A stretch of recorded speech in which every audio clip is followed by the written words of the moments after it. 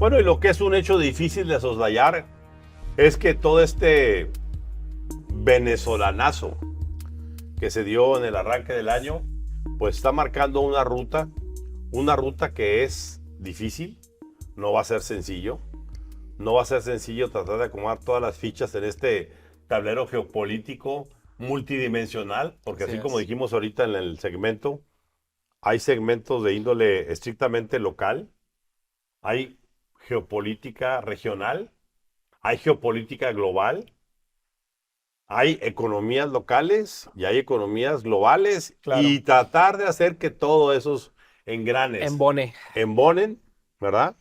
Va a estar complicado, sobre todo cuando la gente de manera simple, porque pues el pensamiento es de lógica, de sentido común, pues como hace rato platicaba Marcela, pues o sea, María Corina, pues todos hubiéramos esperado en el sentido común. Que si María Corina le dieron el premio Nobel de la Paz, que si ganó la elección, que si Edmundo González, pues ya fuera María Corina o Edmundo González, asumieran la presidencia, pero no, se quedó la vicepresidenta, el hombre que se supone que era el maldito de la película.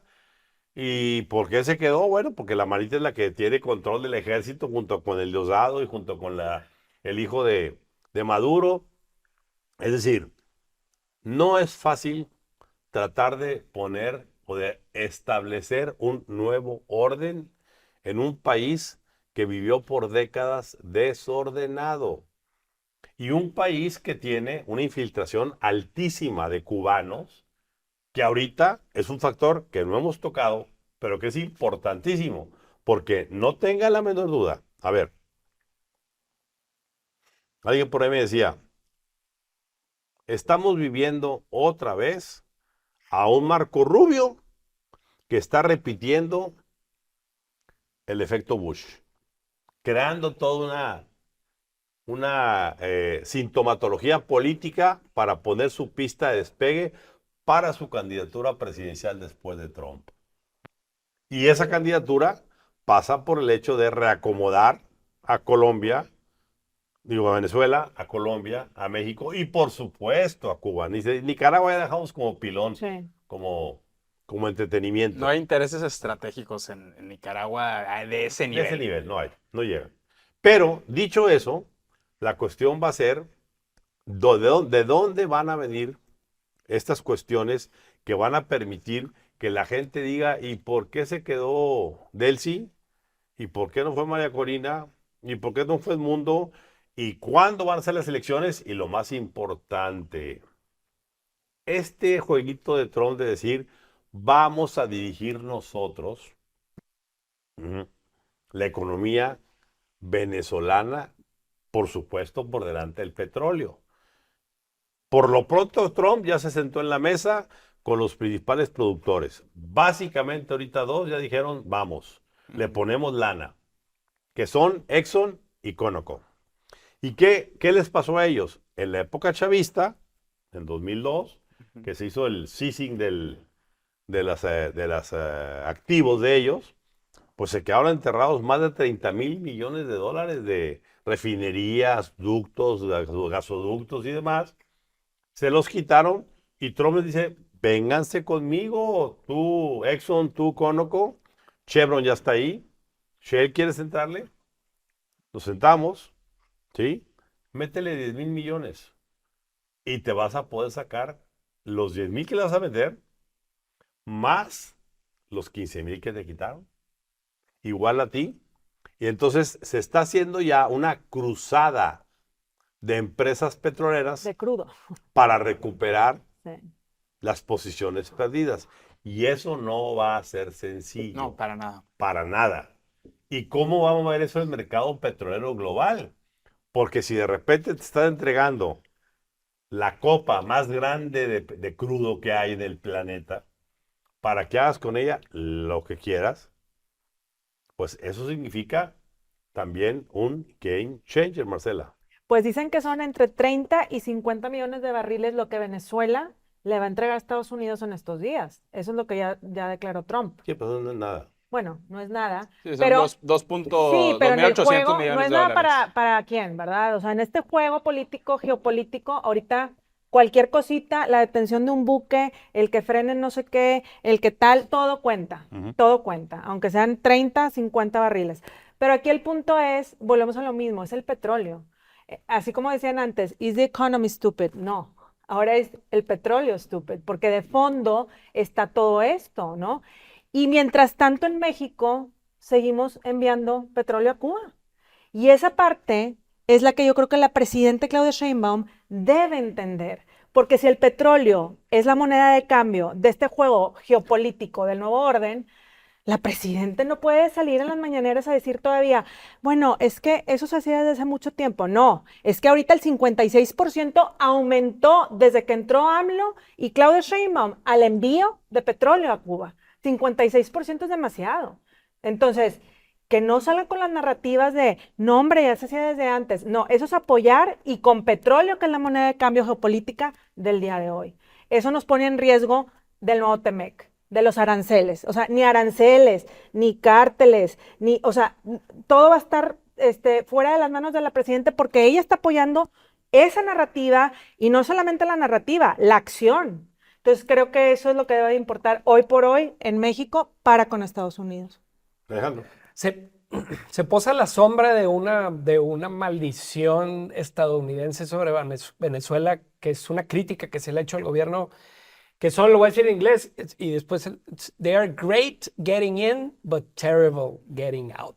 ¿Sí? Es decir, el gobierno de Estados Unidos es muy bueno interviniendo, pero a la hora de salir o a la hora de administrar es pésimo. ¿Ven las últimas guerras? Así es. Y el error que pesa ahorita o la sombra que pesa es lo que pasó en la Franja de Gaza con Trump. Nada más lo voy a dejar ahí. Pero no tenemos todavía una zona así de spa y ajá, la zona de spa. ¿Qué pasó con las inversiones estadounidenses? ¿Qué pasó que convertir esto en un polo de desarrollo quedó? Entonces, esa sombra hoy posa no sobre el gobierno de Donald Trump, pero sobre Venezuela. Y aquí en Venezuela pasa una cosa muy interesante que también derrumba muchos mitos de estos gobiernos socialistas de Latinoamérica. La vicepresidenta Delcy, hasta donde yo he entendido, es como un Carstens de México. Es una figura que estudió en Estados Unidos. En Francia, perdón. Perdón, estudió en Francia, que es conocida como una tecnócrata, que fue Chavista. fue chavista, pero fue metida a los más altos niveles de gobierno a tratar de arreglar el problema económico que un inútil administrador como lo fue Maduro y Chávez funcionaron o trataron de hacer funcionar, hasta que entró Delcy con un equipo que ella tiene igual de tecnócratas, pues es como Venezuela ha podido mantenerse. Muchos dicen que Estados Unidos ven la figura de Delcy así, un aliado que fuera de Corina, que Corina finalmente es una figura política importante, social. No es una figura que pueda empujar los intereses. La Delcy es un Agustín Carstens. Así es, en esa parte. Entonces, va a ser bien importante. Y los destinos de Venezuela pasan sobre una presión que tiene Donald Trump, y ahí lo dejo. Amanecimos en estos días con que los republicanos ya tienen 2 escaños menos como republicanos en el Congreso, con la salida de Marjorie Taylor Greene y la muerte de un congresista. Entonces, la presión sobre Trump, que creo que la diferencia hoy es de 4 escaños. Y ya le pusieron freno también en el Congreso. Es bien importante para el presidente Donald Trump, y él lo dijo, y mandó esta provocación a sus seguidores.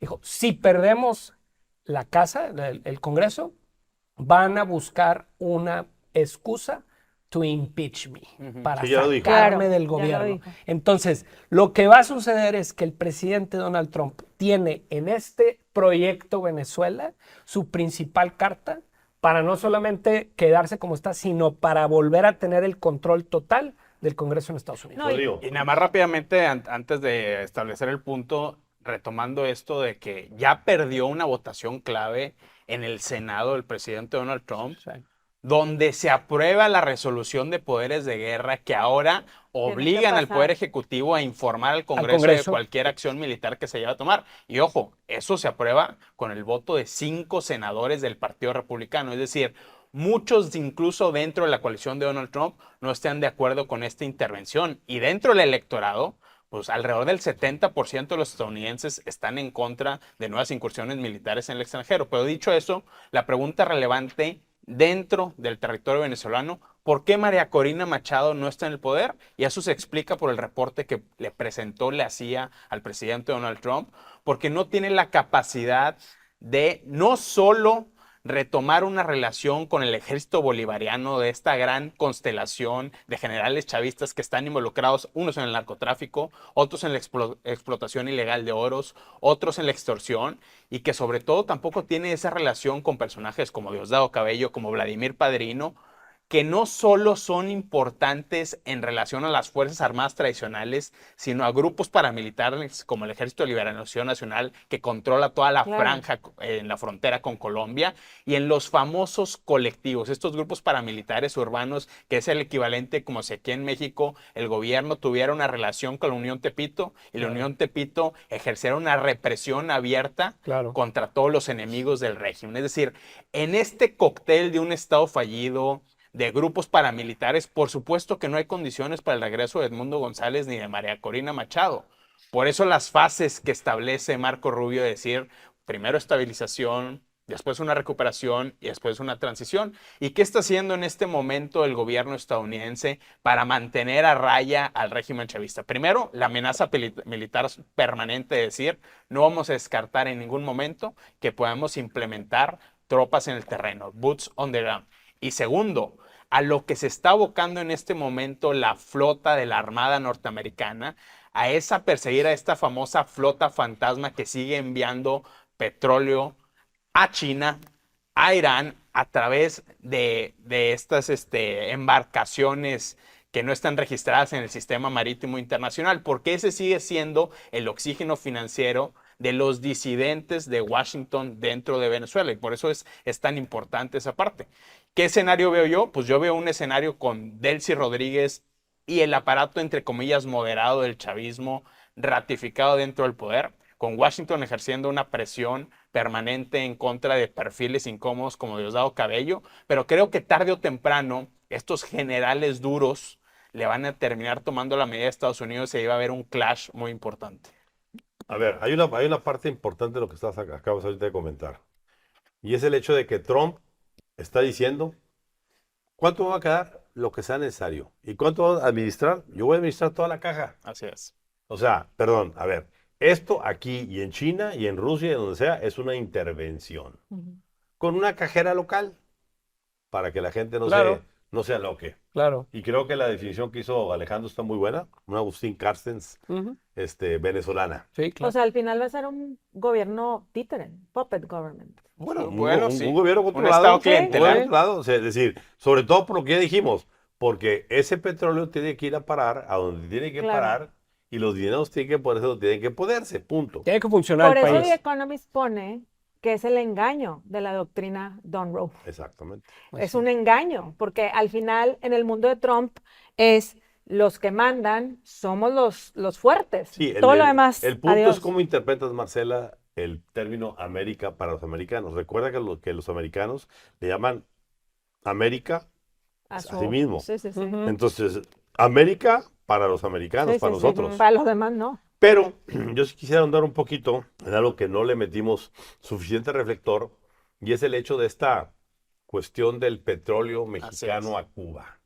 A ver, yo tengo suficiente edad para poder decir que me tocó vivir y me lo platicó a mí de viva voz don Fernando Gutiérrez Barrios en su tiempo, de cómo él se instaló como el gran consigliere entre México y Cuba para que la guerrilla cubana jamás entrara a México.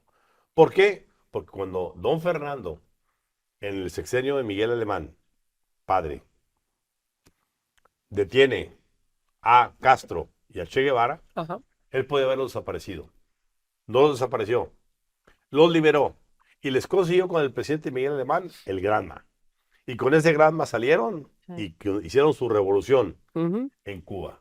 Por tanto, el hombre, no olvídate que sea mexicano, europeo, el hombre más respetado para Fidel Castro, dicho por el propio Castro, era Fernando Gutiérrez Barrios, porque los pudo haber desaparecido y no hubiera habido revolución. Dicho eso, Castro le dijo, no, Fernando, ¿qué nos piden por este gesto tan humanitario, ahora que se está tan de moda? Revolucionario. Le pedimos, don Fidel, que no se nos meta con su movimiento en México. Váyase a donde quiera, en México no. Y a cambio le podemos ayudar cuando tenga torones con los energéticos. Tenemos petróleo. Va y va. Y así estuvo operando, pero no eran cantidades de atorón. Que les faltaba, ay, mándales un buquecito cada mes o cada 15 días. Pero, en los tiempos en que este país producía, exportaba 3 millones de barriles diarios Claro. de petróleo. Ahorita producimos 600,000 de exportación. Vergonzoso. Vergonzoso. Bueno, pero resulta que llega estos gobiernos ya no priistas, ¿verdad? Salinas fue muy condescendiente con Castro, ¿sí? Lo siguió haciendo Cedillo, pero, sí, ahora que entra el gobierno de López Obrador, ya se abrió la llave completamente y nos convertimos en el oil supplier El de, commodity. de ese commodity a la isla. El sugar daddy, Número uno. Ramón. El sugar daddy. Ramón, y yo pregunto, ¿a cambio de qué? Ah, ¿a cambio de qué? A cambio de no meterse y no seguirse metiendo. Tú ve, en México nunca ha habido guerrilla, ni siquiera el ejército zapatista fue una guerrilla real. Ni siquiera la Liga 20 de septiembre fue una guerrilla real. Esas fueron guerrillas creadas y fabricadas por el grupo de Echeverría y Gutiérrez Barrios Así es. para asustar con el petate del muerto en el país. Pero déjame irme al petróleo. ¿Qué es lo que hace que hoy una presidenta como Claudia Sheinbaum diga que sí mandamos petróleo y que una parte es por contrato? ¿Contrato de qué? ¿Y cuándo nos pagan? ¿Dónde están los Ujú. cheques? Sí, claro. Y otra es por sentido humanitario. Ayuda Perdón, humanitaria. perdón. Ese sentido humanitario, aplícalo primero con nuestra gente. Claro. Hay muchos muertos de hambre en este país hoy que requerirían de ese dinero para poder tener una vida digna.